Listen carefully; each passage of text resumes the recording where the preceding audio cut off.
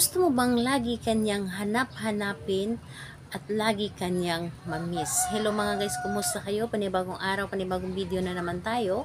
And sa araw na ito ay isa na namang video ang aking ituturo sa inyo na simpleng gabay o simpleng pamamaraan na makakatulong sa atin. At bago ang lahat, gusto ko lang mag-disclaimer sa mga taong hindi naniniwala at hindi gusto ang mga kagaya nitong video. Please skip this video and maghanap kayo ng videos na gustong gusto nyo, dahil ang video na ito ay para lamang ito sa mga taong naniniwala and gusto mag-try. Ngayon, ituturo ko sa inyo paano tayo hanap-hanapin at lagi tayong mamimiss ng ating partner. So, dito po ay pwede itong gawin sa parehas ang kasarian, babae ito babae, and lalaki ito lalaki. And syempre naman sa ating babae at lalaki na mag-partner. And ayun po, dito is kailangan natin ng ating gagamitin. Ano po ang ating dapat na ihanda? Kailangan mo lamang dito maghanda ng isang maliit na pirasong papel. Maliit lamang. And kailangan din natin dito ng panulat. Kailangan din natin dito ng inyong pabango. Yung paborito po ninyong pabango na inyong ginagamit. Yes po, ito ay sobrang subok ko na, and lagi ko po itong ginagawa para sa aking partner. Yung tipong hindi magtatagal yung partner ko sa labas, ay uuwi ka agad dito sa bahay dahil nga namimiss niya ako at hindi siya magiging masaya kung iba yung kasama niya. So ayun,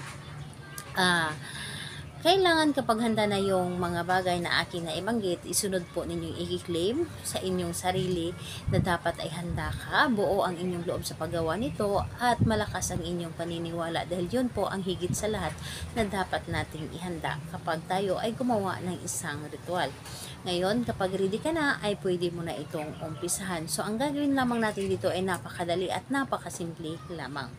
So, ang gagawin natin dito sa isang papel. Sa isang papel, isulat natin dito sa itaas yung pangalan at apelyido ni target. So, isulat mo dito kung ano yung pangalan niya at apelyido.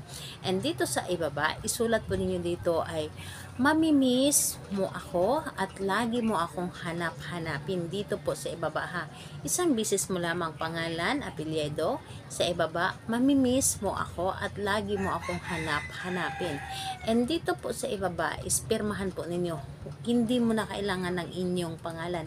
Pirma lamang. So, ayun po, kapag napirmahan mo na ito, kunin mo ito or kunin mo ang inyong paboritong pabango na inyong ginagamit. And dapat po, yung pabango na yun ay sa iyo. Hindi mo dapat ito hiniram sa iba. Yung sarili mo itong gamit. Isprayhan mo ito ng spray lamang. Isang spray lamang, at kapag na-sprayhan mo na ito, ang gagawin po ninyo dito sa iyong pulso ay ipapahid mo lamang ang papel. Ipapahid mo lamang ang papel para mas mabigyan mo pa ito ng energy. So, ipapahid mo lamang ang papel na mga ilang segundo. And pagkatapos nun, itong papel na ito ay ilalagay or itupi mo lamang ito ng isang bises na papunta po dapat sa inyo.